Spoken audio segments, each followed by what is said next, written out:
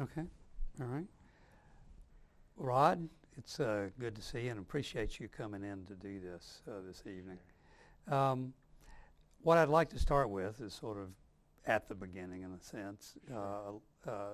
Tell us a little bit about your own particular journey to Birmingham. I know you were not born here in Birmingham, but you have spent a good bit of your adult life in Birmingham. Correct. I came to Birmingham in 1972 after I got finished with my tour in the military. And I came here for the purpose of going to law school at Cumberland School of Law. And with every intention of leaving and going down to Florida, which was my home, where my family was in South Florida. But both legally, professionally, and civically, and personally, I fell in love with the city, and we decided to give it a try and see if staying here after law school, instead of going back to my roots, was the thing to do. And 30 years later, it was the thing to do. And so it's been a wonderful journey, a lot of great people, a lot of good work in the community being done by others, and I just teamed up with people to do my little share. So you graduated from Cumberland Law School. Graduated from Cumberland in 1975. In 75. Correct. So you came here in 72 to go to Cumberland. Right. Yeah, what had attracted you to Cumberland to begin with? Cumberland was a school that looked to people who had done hard work, had been in leadership positions, and they de-emphasized the LSAT testing, which I wasn't the best at, but they looked more at your leadership capabilities. And so I joined, there were 200 people in the class, and there were other people who had been in the service. There had been people who were student body leaders and people who were leaders in their profession. Some of them were younger, some of them were older, but we went through it, the journey, the 3-year journey together. Cumberland's a wonderful school, not just teaching the fundamentals of the law, but teaching about the courtroom, teaching about how to take care of people, in addition to just the legal journey of case law. And after that journey, I felt very prepared to get out there and do my thing, and chose Birmingham to do it in. I'm trying to remember, was Albert Brewer on the faculty? Albert Brewer was not on the faculty at that time. He joined the faculty thereafter, and has been an incredible asset to Cumberland, that's for sure. Yeah, absolutely. So you had been in the Army. Right. Did the Army pay for your You bet. education for law? Right. I was in the service from 70 to 72. I was stationed in a number of different forts all in the United States, but the last base was at Fort Knox, Kentucky. I was a chaplain's assistant there. And by way of my military service, I came to Birmingham on the GI Bill, and that put me through Cumberland. And yeah, they took care of both, not just the tuition and books, but also a stipend. And my wife worked at the time as a teacher, and so together between the two, we were able to make it through law school. Had a child before I got out of law school. My wife had a child in my junior year, and then started practicing law in 75. So let's talk about that just for a minute. You got out of Cumberland, and you decided you were going to stay in Birmingham rather than go back to Florida. Right. And so you started putting out your resume, I guess. Correct. You know, this is who I am. I want to work for your law firm. And, Right. and you applied to a number of law firms in Birmingham, but you were they weren't returning your call. Well, that's interesting. I did pretty well in law school, and thought that by putting my resume out with my credentials, both service and undergraduate and leadership positions I had been in, together with my ranking, that I could qualify. And you ranked in? Yeah, I graduated number 5 in the class. Out of a class of about 200. Yeah, huh? about 200. Uh-huh. And I thought that I could be accepted into one of the major firms in town. I did not know anyone in town, and so I guess from that standpoint I could be a gamble, but I had hoped that my resume and my background spoke for itself. but I wasn't getting any callbacks and didn't understand it. So I contacted someone. I wandered over to the Jewish Community Center and met a wonderful individual by the name of Seymour Marcus, who at that time was the executive director of the Birmingham Jewish Federation. And he inquired as to where I was soliciting and said that I was soliciting the wrong firms, that I wasn't going to get anywhere with the firms I was doing. And now, so let me ask you about that, the wrong firms, and you weren't going to get anywhere with the firms you had been applying to. What was he referring to? He very explicitly said, you're of the Jewish background and you need to be soliciting Jewish firms, not non-Jewish firms. And I hadn't put the two together because I didn't really think in those terms. I wasn't active in the Jewish community at that time, and with the last name of Max, who would know? Not that I was hiding it by any means. It just was, you know, I was a lawyer, and I wanted to practice law, and I wanted to do good work. And did not realize that was the reason I was not getting it. His statement to me was that I need not be applying to these firms that I'm applying to, but rather I needed to focus on, I think there were 3 primary firms that he had mentioned, maybe 4, that were Jewish firms. And when he said Jewish firms, these were firms with Jewish partners, Right. or they were founded by Jewish not lawyers? Or? Yeah, there were non-Jewish people in the firm, but they were, the founding members of the firm were of the Jewish faith. And I took his lead on that and very quickly got accepted to the firm. With Charles Denenberg was the head. Denenberg, Scholl, Meyerson, Ogle was the name of the firm. Yeah. I ended up being with them for 19 years. Right. So Ogle, for example, in the name of the firm, I'm assuming Ogle is not a Jewish Right. name. And neither was Scholl at the time, but Charles Denenberg was the founder. Ed Meyerson was also one of the principal partners, and it was a good marriage. Yeah. And it Worked out evolved. well. It did. But so you would say in 1975, Right. probably not a formal policy on the part of other law firms, but the mainstream law firms, the big corporate firms in Birmingham, were not particularly interested in hiring the number 5 person at Sanford, at Cumberland. Right. That was certainly the result, and I was told that that was the reason. Again, I didn't associate it with that, but apparently it was true that I was not accepted. I didn't get any aspects from anybody, but I did quickly get accepted by those who were of the Jewish faith, and was able to work it through. And so you began your law career and started practicing law. What kind of law? It was did a you- commercial litigation practice, some So domestic not relations. anything related really to civil rights, or No, it was representing people who were in a business setting dealing with companies, and whether it was construction or whether it was business to business or whether it was an individual, a consumer with business. But it was all, it was not personal injury or wrongful death related. It was primarily business related. And what about it? What's your age about at this point? 75 to Let's see, 80? in 75, I think I was about 27 years old. Okay, so you're a young man, Yes. and you're living here in Birmingham. Right. Did you become more actively involved in the Jewish community? Yes, I was affiliated with a temple, became a leader in the organization called B'nai B'rith. Yeah. Which temple? Temple at that time was Bethel, Yeah. and that was a conservative temple. I had been brought up conservative. My wife was brought up Reform, and we ended up a couple years into that moving over to Temple Emmanuel, Which was is a more reform. reform and more comfortable for my wife. And anything I'm going to get into, I want to assist and try to work with the leadership. I just don't like being a member of anything. I like to help out, and so became very active with Temple Emmanuel, as I had been with Bethel, but I grew, and I worked through the leadership there, and I think it was the late 90s, ended up being the president of that temple. And so being involved with B'nai B'rith, Right. what would that entail? If you're doing this as sort of extracurricular, right? This Correct. is Right. B'nai B'rith is a men's service organization, a Jewish men's service organization. And so within about a year or two, I was asked to be president. I served as president for many years. We did work.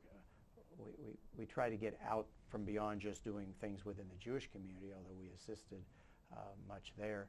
But one most significant thing was during the Christmas period on on Christmas Eve, when firemen, police, other emergency personnel would have to otherwise be on duty. Not that we could take their place and put out a fire, but we could assist in some of the clerical things.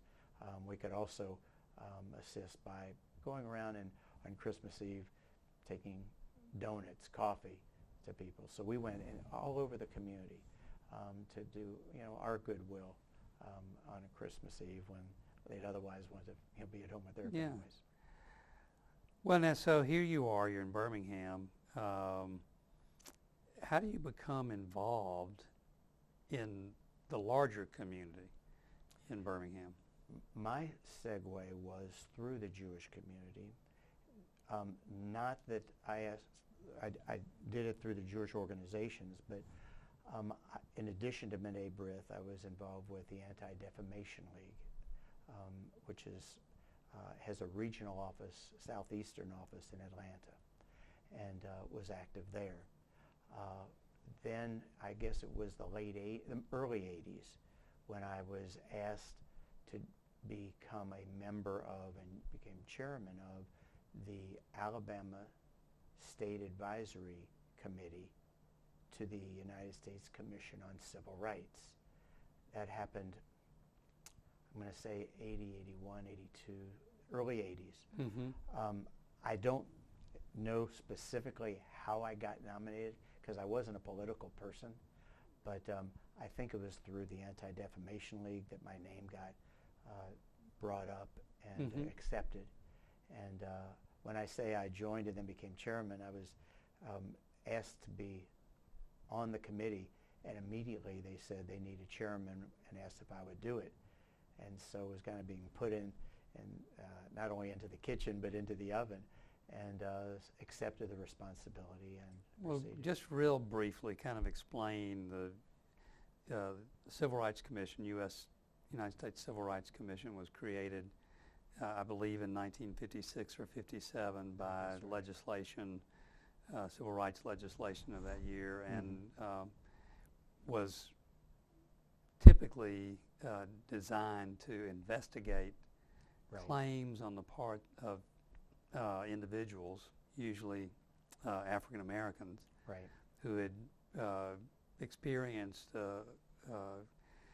something relating to their voting rights, right? Being denied their right to vote. That's right. And there was some suspicion about the commission. That was during the Reagan years, and there was a Republican chair, that, I forget his name, I think maybe Pennington, who was getting a lot of heat for the failure of the commission to act. Well, I chose, whatever there was, I didn't want to sit on it, I wanted to act on it. And the people on the commission at that time agreed. And so we had some investigative activities, as you said. It wasn't just voting rights. Back then there were issues of police brutality and how the government was responding to that, particularly in the city of Montgomery. And there had already been an investigation by the State Advisory Committee that was being criticized by the people in Montgomery because it was not balanced. And so I said, well then, tell you what, let's get in there, let's redo it, let's balance it, but we're going to write the report. Mm-hmm. And over a number of weeks. So this was shortly after you took over. Yeah, I mean Okay. within And weeks. does this, I mean, this is an advisory committee. Right. Do you have any kind of staff? The staff isn't local. They were in another city, but they were professionals who would follow our lead with the agendas. In other words, they'd ask, well, who do we need to have come before us? And we'd give them names of people who we thought were responsive to the issues. And so we would create an agenda. We'd have a public hearing. we attempted to be balanced so that it wasn't, conservative or liberal. It just was. So this being in Montgomery, we had to deal at the time. It was Emery Fulmer was the mayor. Mayor of, yeah, Montgomery. There were a number of people around him, both in the African American community and in the white community and in the political community and in the police community and in the city government and in the civic community. So we brought them all together. We listened to what they had to say, and we finished the report. I've committed to the mayor that he could see the report before it went public. We had issues over that. He didn't necessarily like the report, but we went public. And it was published, and it was taken to the Washington and was reported to the commission. We were to be the eyes and ears for the commission in our state, and I wanted them to hear what was going on. Does every state have an advisory committee? Yes, every state has one. Some are more active than others, some are less active. But Does a lot depend on who the leadership of the committee is in each state as to how active they are? oh yeah, because some may, as a matter of form, meet once a year or once every other year. But if you have issues, you need to address the issues. So what happened when I joined, we immediately took care of the issues in Montgomery, and then we quickly made an investigation of what was going on in Birmingham and just civil rights generally. And we had yet another set of public hearings that probably took place within 6 months after the Montgomery, and on and on and on with the various issues that. So this was sometime 1982, 1983. Right. When you. That's right. And I say that it was the Reagan administration. It was sometime in the early 80s that I got appointed, and so we followed through during the course of the 80s and into the 90s. It was by that commission and by my leadership there that I got acquainted with people in the civil rights community from Community Affairs Committee of Operation New Birmingham Okay. and a number of the other organizations that we're dealing with. Okay. So just to kind of get a time frame, you're starting as the chair of this Alabama State Advisory Committee. Right. And you retain the chairmanship for how long? I believe that went on till 2000. Okay. So really for a period of about 17, 18 years. May have been 15 to 18 years. And, Okay. as you said, 83, I thought it may have even been 85, but it was about 15 to 18 years that Okay. I was involved with the leadership. So substantial amount of time. Yes. And in the course of that, then you began to obviously be acquainted with other Right. people who were involved in civil rights activities. And you mentioned the Community Affairs Committee of Operation MCAC. Tell me a little bit about how that happened. I was invited one morning, and of course they met, and probably still do meet every Monday morning at 7:30, and I was asked to come report as the chairman of the State Advisory Committee to the United States Commission on Civil Rights, what was going on, what was being done. So I reported. Matter of fact, it was not just about Montgomery, but at that time it was about Birmingham, and had some ideas to suggest what could be done to be more affirmative. And the people and the leadership at what we called CAC asked if I would join and continue with my involvement with CAC, which I did. And that became a journey.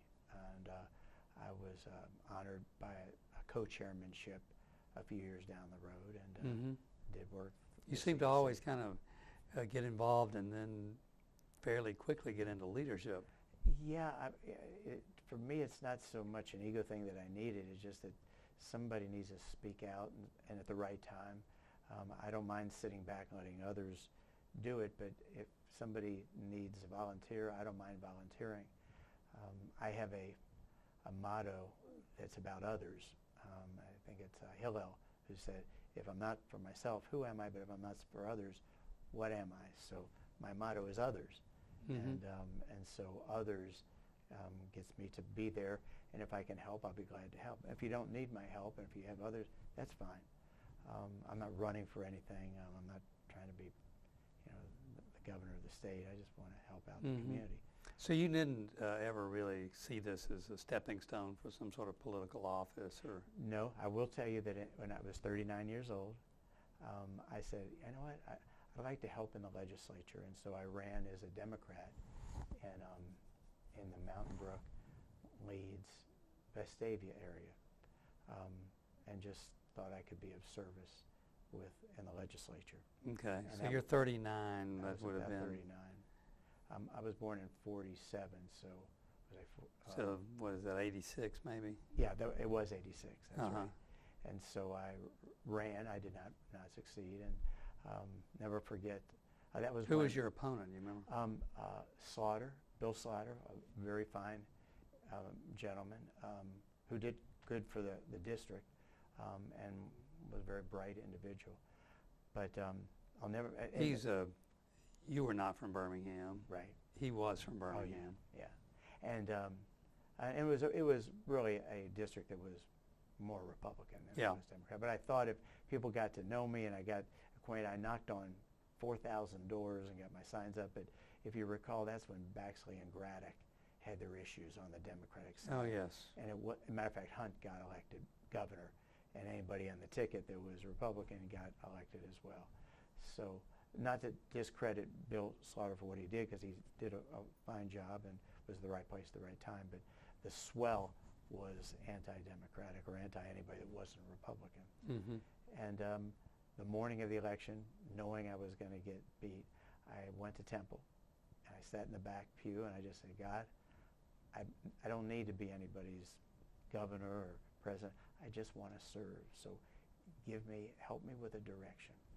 And within 6 months, the Bar Association asked me to be a part of an ADR committee, Alternatives to Dispute Resolution.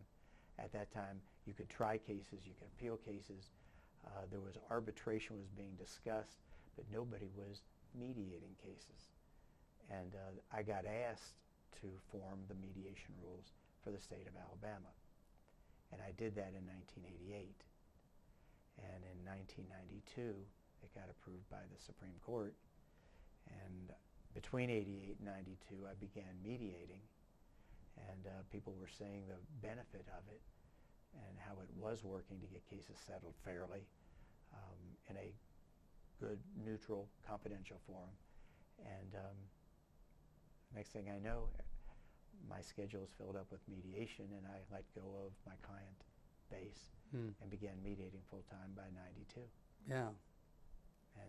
And so what was happening, what was evolving was professionally I was moving into the area of mediation, and civically I was taking those same concepts, interest-based resolution as opposed to rights-based, and trying to apply it to the many things that were going on in the community. In fact, talk to people about how mediation could be used in the public sector or in the local sector, and try to apply it in a number of different instances. But that kind of merged the practice together with the civic. Yeah. So it's also along about this time, I think in the early 90s, that you become more active with some fairly controversial issues, I suppose, or get more involved with civil rights more directly. Correct. And in particular with Reverend Abraham Woods and with the Southern Christian Leadership Conference. Right. By the early 90s, and I think it was 92, there were a series of events that took place, and I then was involved with the leadership of Community Affairs Committee, CAC, of Operation New Birmingham, and would attend different functions. The one that comes to mind initially was when Benny Rembert, an African American who was temporarily not living at home, some would say homeless, but was over by Morris Avenue and was beat to death by individuals who were alleged to be skinheads. And as a result of that murder, many of the civic leaders in the area of civil rights met in the 4th Avenue Presbyterian Church to express their outrage over this civically. And That's wha- First Presbyterian, Correct, which is First located on Presbyterian. 4th Avenue. Yeah. That's right, exactly. Mhm. And Reverend Woods was there, Abraham Woods, a number of the other leaders, not just from the civil rights end, but just from the civic community. I remember Operation New Birmingham was there. I remember Elise Penfield was a member of this. And we all made our statements about the issue. And when the cameras were finished and the lights of the cameras were So you were off- there speaking for CAC. That's right. Yeah. The statement was made, well, is that all we're going to do is make statements? And that was made by Reverend Woods. And I said, Reverend Woods, no, we need to do more than that. He goes, well, you can't just talk the talk, you got to walk the walk. And I said, you're right. Why don't we meet in my office on Sunday night after your church services are over, and let's see what we can do to quickly put together some sort of organizational scheme to help fight against hate crimes, which is what that was. And we met, and we organized, and we established the Coalition Against Hate Crimes, and had members from all the different organizations that were civically oriented, that were civil rights oriented, join it. It wasn't to take the place of any organization. You had very active NCCJ, you had CAC, you had Leadership Birmingham, and we just became a coalition of all those organizations. And we did not need a large budget, but we needed a budget enough to handle things. So the question was, okay, what do we do next? Well, I made a personal commitment to Reverend Woods, and that personal commitment was that he would never stand alone when there was ever an issue involving African Americans, that it was believed that when he would stand by himself, it would look like it was just his thing. But it was not just his thing, it was the community thing. And so my commitment was that I would be there, or someone else in my place would be there to stand with him. And he and I not only formed a relationship, but formed a friendship and a partnership. And then there were a series of other events that led to our partnership, formulating even beyond that. But that was the beginning of it. Say a little bit more to me about your impressions about Abraham Woods, Reverend Abraham Woods, who was the leader of the Southern Christian Leadership Conference chapter here in Birmingham that was founded by Fred Shuttlesworth, the Right. Alabama Christian Movement for Human Rights. Here you are, you're a Jewish lawyer. Here's Reverend Woods. You're white, he's black. You refer to this friendship. Well,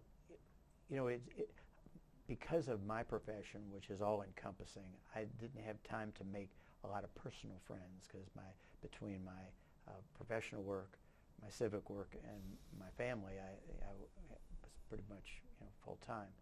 But through my civic work, I saw this particular need to join hands with him, and I saw that he was out there, and that I thought that it needed some tempering.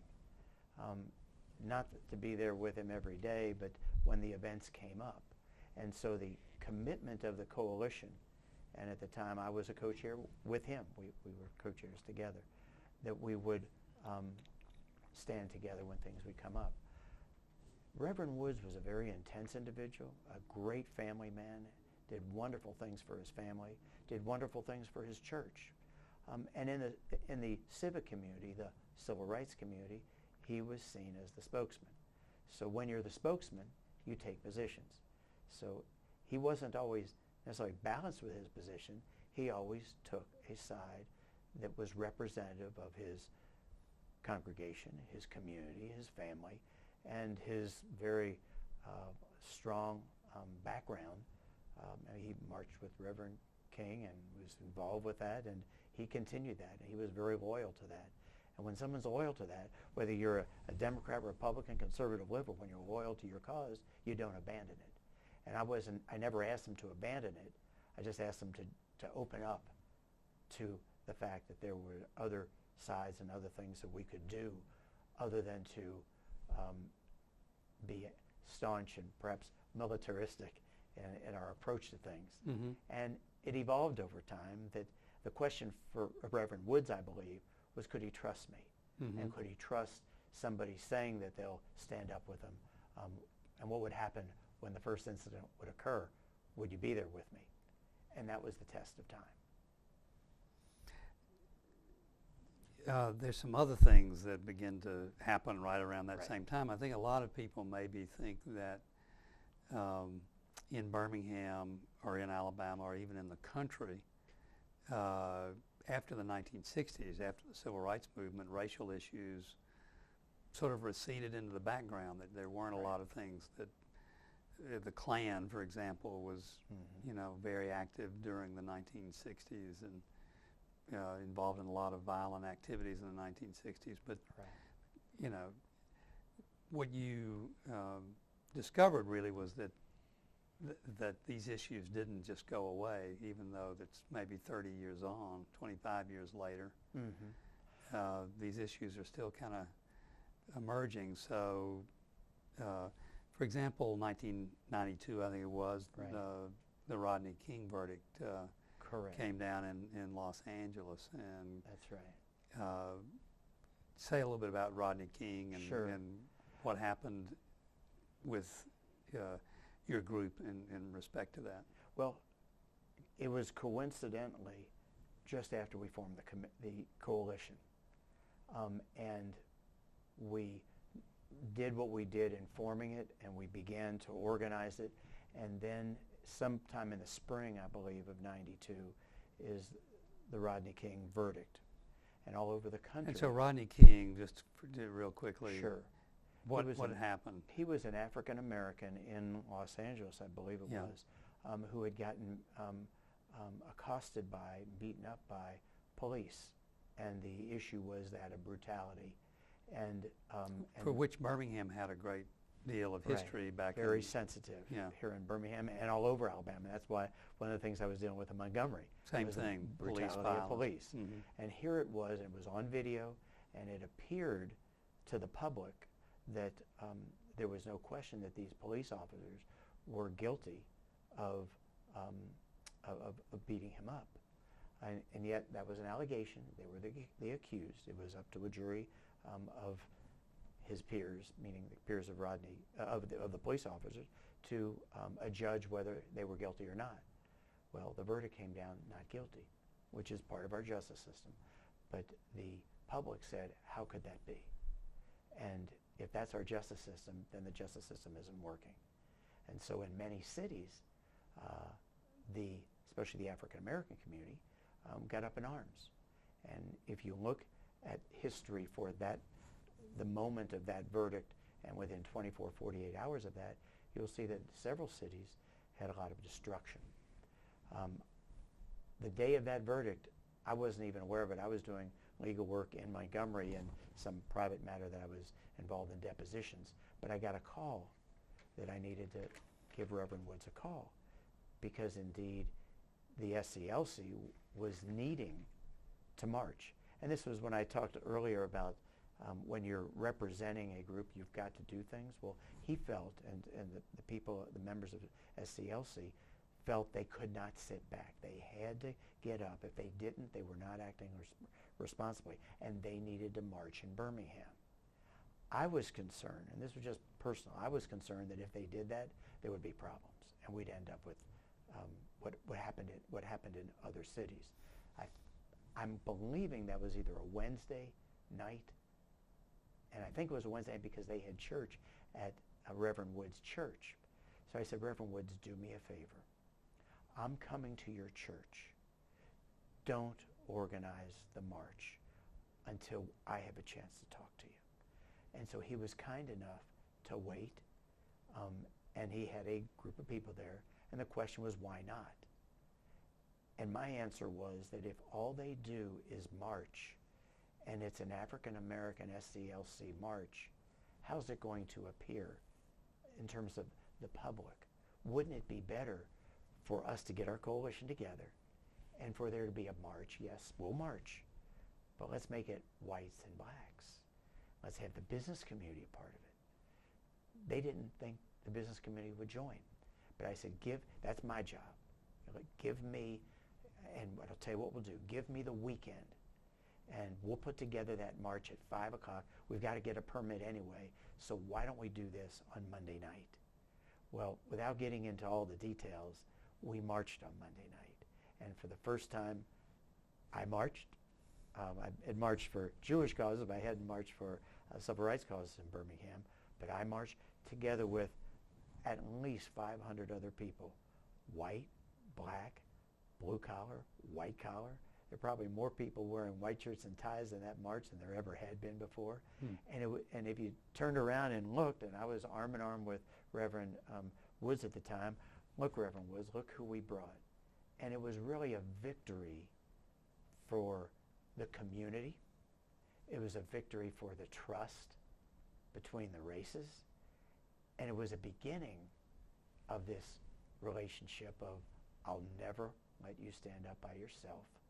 I'll be with you if you'll be with me. Mm-hmm. Because obviously there are at times Jewish issues, or there may be other minority issues that may arise. Let's just stand up together and we can be stronger that way. And this was the epitome of that. And so it worked. Yeah. It worked. So you had a march to protest the Rodney King verdict. And it was as much to say that police need to be accountable, Mm-hmm. that things happen in a community, and there's law enforcement have their rights and prerogatives, but citizens have rights and their prerogatives, and they should not be discriminated against in doing the police officer work they have to do. Be balanced, and we got police officials.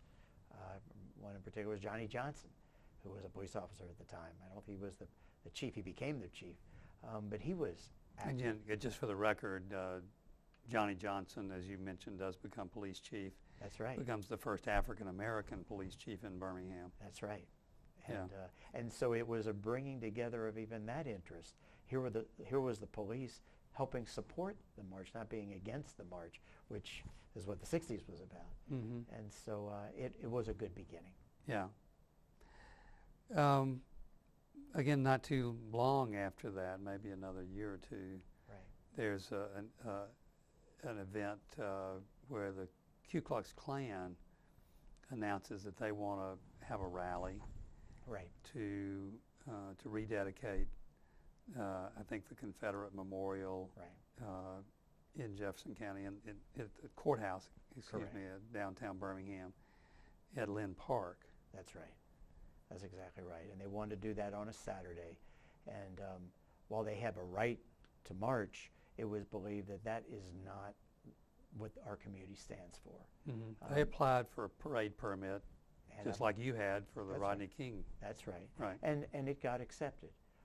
And the question was, well, do we protest their right, or what do we do? And my statement was, while they have a right, we have a right also.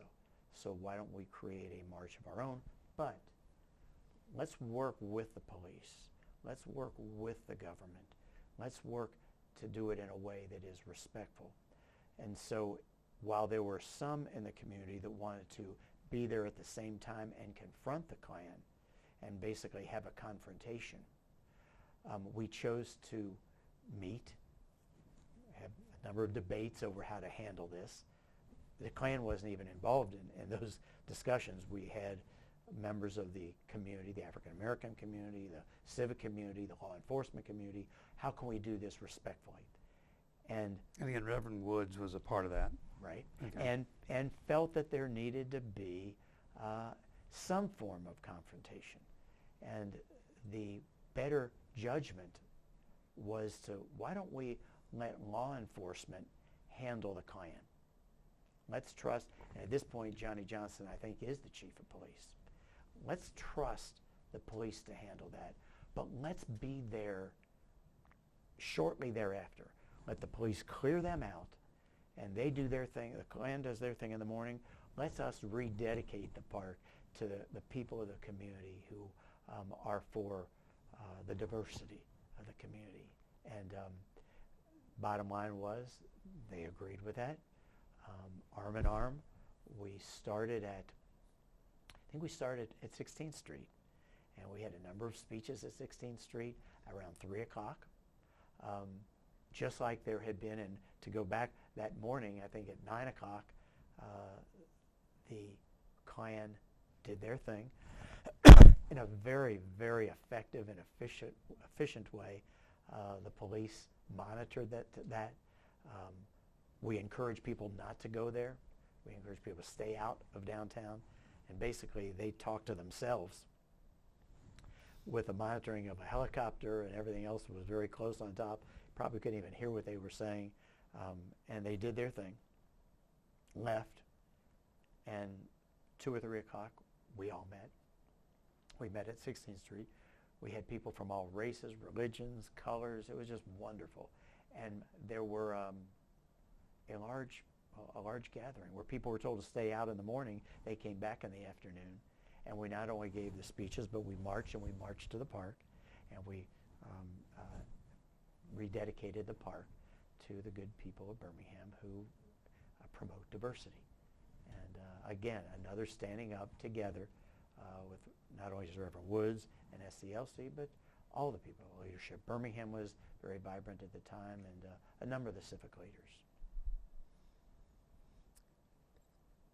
We'd also talked about 1995, I think it was, the Oklahoma City Right. bombing Right. That's right. that occurred at the Murrah building there, federal building in Right. Oklahoma City. Yes. And again, there were a lot of incidents here, or there were concerns about incidents here. Tell me about that. That's right. When the Oklahoma bombing occurred, within 24 hours, we of the coalition were getting contacted by individuals in the Muslim community that they were being threatened. And the statement was made that for every person who was killed in the federal courthouse in Oklahoma, there would be a Muslim killed in our community. And we said, that's nonsense, but tell you what, let's not take light of this. Nonsense, not that they weren't right, but nonsense for someone to react that way. We didn't even know who did it at the time. But the assumption was it was somebody who That's right. was a terrorist, number one, but Right. also probably Muslim. That's correct. And not knowing who it was, we just felt it was appropriate. Let law enforcement, again, do their thing. But let's not overreact. And in the meantime, some public statement needs to be made for the Muslim community who was attempting to just coexist in the Birmingham community. It was a wonderful lesson for me because not even knowing who the individual was, I called Reverend Woods. He agreed. Let's come, and we came to my law office. I think it was in the middle of a mediation. I said, let's come to my office and we'll make a public statement, you and I and this Muslim leadership, who I didn't even know who they were, and let's make a statement to let's law enforcement do their thing, let's stand together, and let's not overreact. So we arranged this for sometime in the morning, maybe it was 11 o'clock, and Reverend Woods comes in, and I'm anticipating someone from the Muslim community, and in my mind, who am I going to see? And in walks this 6'4", blonde-haired, blue-eyed individual who happened to be in the Muslim community that was part of the leadership. And I learned my own lesson of prejudging, because that wasn't who I thought was going to walk in the door. But we formed a very good relationship with them. We spoke out about the calm that needed to be happening. Within 48 hours, McVeigh, not of a Muslim faith, but a white Anglo-Saxon, was accused at that time of doing the crime, later convicted. And the good news was there was peace in our community and nothing happened. But again, it was standing up in what could have been a threat of violence, a hate crime against someone because of their religion. And it was appropriate for someone of the Jewish faith and the Christian faith to stand with someone of the Muslim faith. And we did, and we did. And So I'm hearing you tell these stories where just about every time there was some incident, not necessarily here in Birmingham, Right. but even if it was somewhere else, you worked very closely with Reverend Woods Right. under the rubric of this Coalition Against Hate Crime, Right.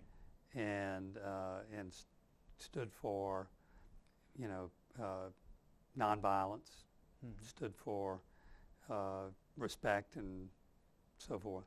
Right. Surely there must have been some time where you and Reverend Woods had a disagreement. Well, yeah, his approach was to be relatively impulsive about all these things. Mine was a little more deliberate and more inclusive.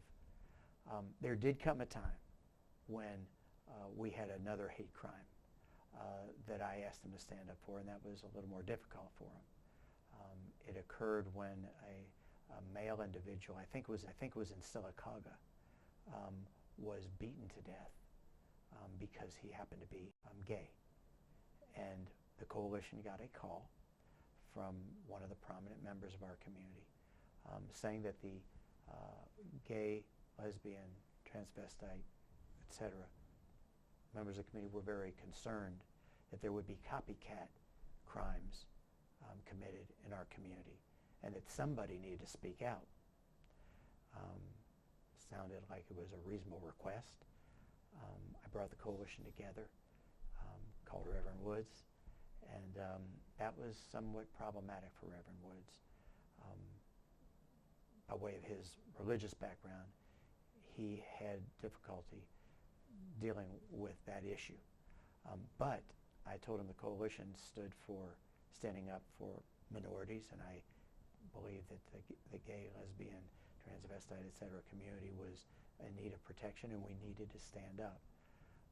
There was had already been organized for there to be a meeting at the church in Birmingham, the Metropolitan Church on First Avenue North. I don't honestly recall. Yeah, I think it's called the Metropolitan Community Church. Yes, Metropolitan Community Church. I Correct. think, yeah, it was on First Avenue North out near Woodlawn. That's exactly right. And they were having a meeting on Tuesday night to speak out against this. And what was interesting was there were some protesters outside of that church against gay, lesbian issues. But we went. The coalition went. Many other organizations went. I had a board meeting in my temple that night, but I called off the board meeting to attend. Reverend Woods did not attend, but the coalition attended. That was the thing. I wasn't going to let the coalition not be a part of standing up. And for me, it was a very gratifying night of seeing a room full, not just all the pews in the church, but in the aisles and sitting right there by the podium. There were just a lot of people, white collar, blue collar, of different races, who had an interest in gay, lesbian issues, and we spoke out that they too need the respect of others in the community, and let's judge people based on their character, not just their color and their religion, but their own personal creed. And it was a wonderful evening of coming together, and I was proud of the coalition. I was proud of the many leaders. Bob, you were one of those who was brave enough to do that, because it was believed to be the right thing to do, and I was just proud of those who had attended to speak out, because it wasn't a popular thing to do, obviously, but we did it, and I think both the community was better for it, the coalition was stronger for it, and it was the right thing to do. Just as a note, I think the group that was there to protest the meeting that night was Reverend Ralph Phelps and the Westboro Baptist Church, of which is mostly his family or the members, but they still are protesting at a lot of. Really? There was just a Supreme Court case relating to this, where they've been protesting at funerals of returning veterans, people who were killed in Afghanistan or Iraq, and basically saying the deaths of these people are caused by the fact that God hates gays and hates the fact that the United States has been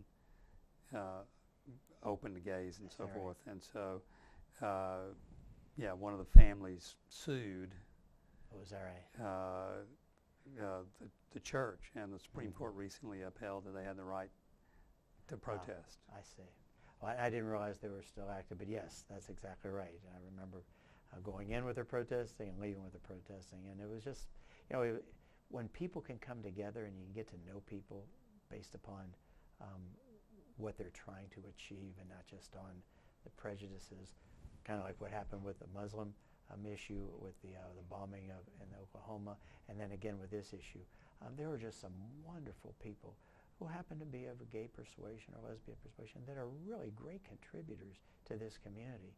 And I see so much potential here in Birmingham to use our past for future good, and that was one of them. Now, I've left the community. I turned my books and records and everything I had with the coalition over to the leadership at that time. I don't know at this moment just who's carrying on that mission. But there's just a lot of good things done for adults, for children, and it's a better community because of those kinds of things. One other activity I know you were involved with, and we're down to about maybe 10 minutes left. Sure. One of the things that you were engaged with here in Birmingham was something that's going to be known as Camp Birmingham, which Right. I think still exists. Tell us how that started. I was active with the Community Affairs Committee. Matter of fact, Peggy Sparks may have been a co-chair with me, but I've got to know Peggy, and this is again where you get to know people and you find the good in them and you find what their visions are. And we had an issue in Birmingham. This was probably in the late 80s, and the issue was gangs. The issue was what do we do with kids to get them off the street in the summer? And this was a coming together of the Chamber, a coming together of Operation New Birmingham, of Community Affairs Committee, and a number of other organizations. And we sat and we said, well, first of all, what's the problem? And then, how do we approach the problem? Well, what we realized was that there were a lot of kids that had nothing to do in the summer. And, to the extent you can't blame kids for getting into mischief when they have nothing to do, they're idle. So how can we activate them? If kids can't afford, the kids that can afford to go to camp, they're involved. The kids who can't afford to go to camp have nothing to do. The kids who don't have a job, what do they do? So I asked this question. I said, what's going on in the schools during the summer? It's summer vacation. Are the schools active? No. Well, how many schools do we have in Birmingham? We identified, there are a number of schools, but we identified 10 schools. So why don't we take these schools and why don't we raise both public money and private money and create a partnership? And let's raise about, and we've came up with, and with Peggy's help, a budget of about $200,000. Wow. Let's employ teenagers who wouldn't otherwise be able to get a job. In fact, we not only employed them, but more specifically, we had them go through an interview process. We had them dress up in coats and ties and write out a resume. We had them interview with some of the officials so that they could be qualified or not for these jobs. We gave them an experience on how to apply for a job. We chose for each camp, we had I think it was 10 or probably more than 10, maybe 20 counselors. But we had camp counselors. They were ages from 16 to 18 or 19. We had directors who were at UAB that were getting credit for what they were doing. So we had counselors, directors, and then and they made minimum wage, but they earned a day's living, a week's living during the summer. Mm-hmm. And we brought to the camp kids who for $25 as a stipend, we would fund the rest of their camp, but they would pay $25 and they would get a camp experience. And so hundreds of kids came out from the different communities. And the reason we had these camps all over the city, parents couldn't necessarily drive their kids over to a camp, so we tried to put it in the community. And sure enough, they flocked to these camps. And these camps were not only for having fun, but the camps were for educational purposes. We had reading programs. We had academic bowls. Yeah, we had the athletic contest, and we would meet at the end of the camp over at UAB, and certain camps got rewarded for what they did. We rewarded the corporate sector for their participation, named camps after those who gave a large stipend to support the camp. And so Camp Birmingham became an activity that inner city kids could enjoy during the summer, and we employed kids to get off the street, and you know what? The gang problem got to be put to bed. And we didn't hear, I'm not saying they were gone, but we certainly didn't hear of the mischievous that we were experiencing before. So that was just, and the relationship, like we talked about with Reverend Woods, the relationship I formed with Peggy Sparks was an everlasting one, just a wonderful person. And she brought together a team of people from the Birmingham City Schools and community education to participate, and they're carrying it on to this day. Yeah. Well, so let me ask you to kind of give, you've had an interesting perspective. You came here as a law student, 1972, less than 10 years after 1963 when Birmingham started to change. We're coming up on, this is 2011, so we'll be coming up in a few years to 2013, 50th anniversary of 1963, major events. A good bit of that time, of that 50-year period, you've been in this community, you've observed this community. What are your observations about Birmingham and the ways it has changed and the ways it hasn't? Birmingham has, just like it has the scars of its past.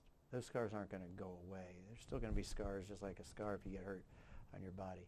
But that doesn't mean you're going to be disabled. That doesn't mean you can't function and be productive just because you've had an injury. And the community suffered an injury back then. And interestingly, today I worked with a young lady who is paralyzed from the waist down, and she's going to college now and trying to be something, even though she's limited to her wheelchair. And just like Birmingham was limited by way of what happened in the 60s, we become a better community as a result of it, as long as people don't just look back historically either to the 60s or to the last quarter of the 20th century. We did some great things, and for me it's always a team effort. We, you, Peggy Sparks, Reverend Woods, Elise Penfield, and so many others in the Jewish community, the Christian community, the white community, the black community, in the business community, corporate sector, really stepped up to the plate, not only in Camp Birmingham, as I talked about, but in many other areas. But we all need to continue that journey. The sign out front of Ingram Park, if I understand it correctly, says from revolution to reconciliation. Well, now we need to put reconciliation in big letters. And not only we learn and actively pursue reconciliation, but we need to export it and even bring it to Birmingham. We've done it by this beautiful institute that we've got. It's not just a museum, it's a living creation. In my view, not just for people to come see it, to see the history, but for people to be engaged by it. And I would love to see the idea of other communities learn from our experiences, learn as we do with Leadership Birmingham, where you get bankers and lawyers and doctors and people in education and people in so many different fields coming together and learning about each other and going back off in the community after they finish their venture with a leadership program, go out and be community together. I think we can do that in Birmingham. I think that can be done at the Civil Rights Institute. I think that can be done on the holy ground of A.G. Gadsden, where the A.G. Gadsden Motel was, on one side, on 16th Street on the other side, and the Institute right in the middle. I think we can bring people to this community, not just from Birmingham and Alabama, but from many other borders where people may be in conflict. and say, why don't you come to Birmingham and let us help you, not to solve your problem, but to help you learn how to get to know one another, how we dealt with our scars and become a better community, and maybe you can do the same. So you would see Birmingham as a kind of role model for how issues of conflict can be dealt with? Absolutely. A role model that not only says, see our example, but let us help you find ways to get to know people. How does Rod Max get to know Reverend Abraham Woods? How does a lawyer get to work with an educator and create a Camp Birmingham? How can bankers work with the labor? How does the lawyer work with the doctor? Because typically people would say, oh, those people are in conflict. Those people can't work together. But in truth, they can. So why can't they do that in another city in the United States? Why can't they do that between an Israel and a Palestine? Not politically, but from their interest-based relationships. It would appear to me that the banker and the doctor and the lawyer and the business person who are looking to make a better living, not just for themselves and their families, but for their community, ought to have some commonality. Well, maybe we can help people find that commonality. I think that's something that's yet to be achieved.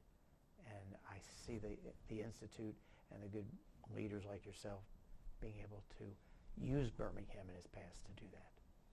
So is there anything else in the very brief amount of time we've got left, anything else that you think is important, that you've observed, things that you've noticed that we haven't talked about, things that happened between 1963 and the current period that have been, you think, significant?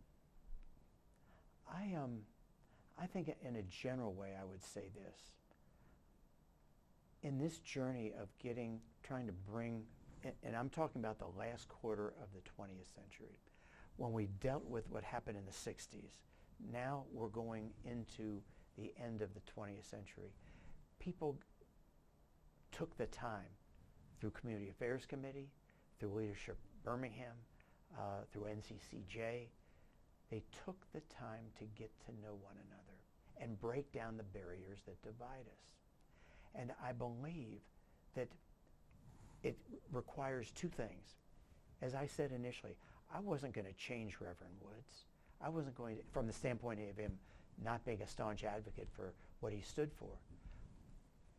I'll give you a quick example. Temple Emmanuel on 21st Street and Highland Avenue had an issue. They had a building that was built in the early 1900s. They had an opportunity to abandon that building and move to the suburbs, perhaps closer to where more of the Jewish community was. But the leadership of our temple, and I just had the privilege of being the president at the time, said, no, we're not leaving Birmingham. Birmingham consists of a minority of the Jewish community. We're about 5,500 men, women, and children. There are only 700 members of Temple Emmanuel. But instead of going back into a suburb, let's recreate, let's renovate the building that was built in the early 1900s. Let's have people know that we're here, respect who we are, be active in the community, and work with the community, not to isolate ourselves from the community. So the decision was made to spend sufficient dollars to renovate a very old building and be a vibrant part of Birmingham, not to go to the suburbs and run from Birmingham. So the lesson of that and the overall lesson is, let's respect who we are. Let's respect our differences. But how do we find the commonalities that allow us to make for a better community? Yes, I'm Jewish. Yes, I'm a lawyer. But that means I can't work with someone from a Christian community and from the medical community or from the business community to make for a better community. And I can respect you and you can respect me. But part of it is getting to know one another. Last thing is teaching that to our children, teaching that to the next generation, to get them from hiding behind their walls and what would otherwise be their ghetto and come out and I think we make a better community that way. Well, Rod, thank you so much for this time and for sharing all Thank these you. really important memories with us. And we really appreciate everything you've done and Well, the contribution you've made to this community too. So well, thank you. thanks very much. It's always a team effort. It is always a team effort, and if you can be a part of that team, you've been enriched by it. Thanks for allowing me to share with you. Sure.